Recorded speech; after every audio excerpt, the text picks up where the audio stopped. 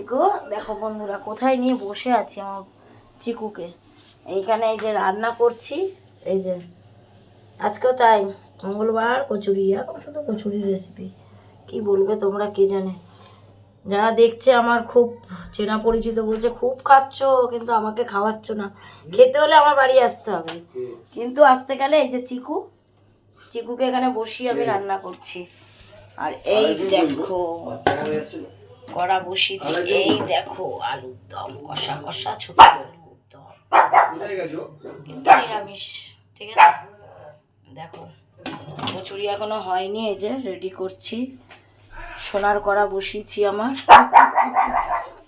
এই যে একটা বাটার রেখেছি। এই যে আজকের শুধু আমরা খাবো না, আজকের নিমন্ত্রণ কিছু লোক আছে, তারাও খাবেন।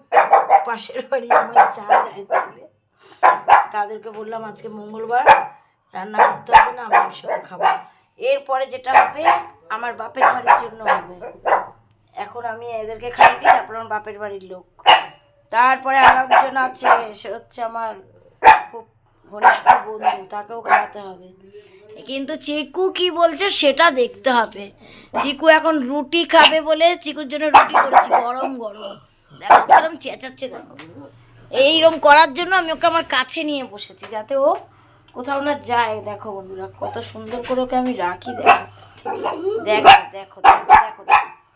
চিকুর জন্য জামা কেনা হয়েছে, এই যে চিকুর, এটা চিকুর বাবা, এটা চিকুর বাবা। এই দেখো চিকুকে আদর করছে, দেখো চিকু কেন চেঁচাচ্ছে জানো? এই যে চিকুর অ্যাকচুয়ালি এখন রুটি ভিজিয়েছি গরম, ও রুটির গন্ধ পেয়েছে। চিকু কচুরি খাবে, এখন কচুরি হলেই চিকু খাবে।